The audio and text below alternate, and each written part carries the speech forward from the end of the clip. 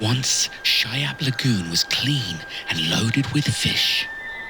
However, around 50 years ago, the temperature began to change. The glacier shrank, exposing rocks that had been hidden for thousands of years. These rocks contained dangerous metals such as arsenic and lead. Air and water oxidized them, turning them acidic, and everything ran into the lagoon.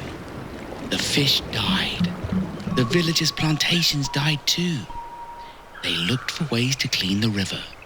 They created wetlands to filter it.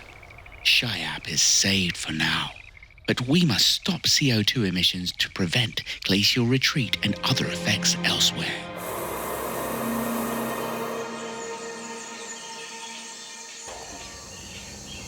In Colombia, the Bioresilience Project has been taking mud samples from the bottom of Andean lakes.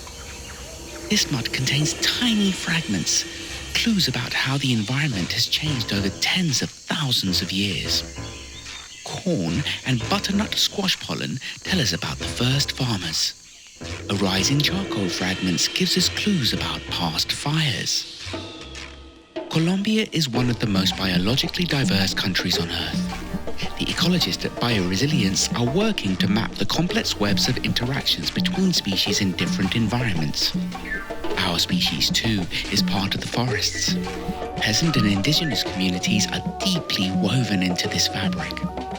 They must be heard, too, if we want to protect biodiversity.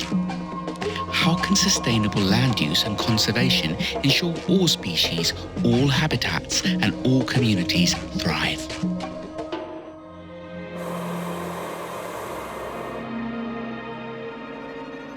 In 1976, the UK suffered a very severe drought. In some areas of the country, the potato crop failed. Without its usual staple, the UK looked for alternatives.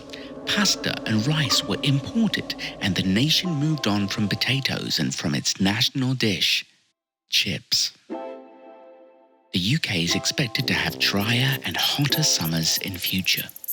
Scientists from DRY have been studying UK grasslands.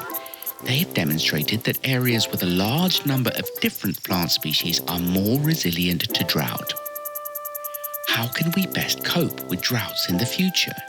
And how else might climate change affect the UK? We need science to answer these important questions. And what about our chips? Imagine the world.